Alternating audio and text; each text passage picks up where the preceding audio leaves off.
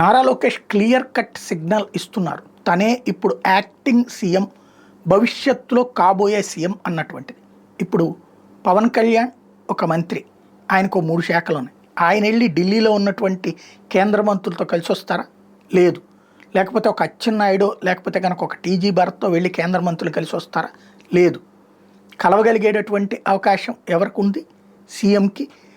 On behalf of CM Chandrababu గారిని సీఎంగా ఉంచి యాక్టివిటీ అంతా తనే నడుపుతున్నారన్న సంకేతాన్ని లోకేష్ ఇస్తున్నారు. పదే పదే ఢిల్లీకి వెళ్తున్నారు. తాజాగా కూడా ఢిల్లీ కేంద్ర మంత్రులను కలవడానికి వెళ్తున్నారు. మన ప్రధానమంత్రిని కలిశారు, అంతకుముందు కేంద్ర మంత్రులు కలిశారు.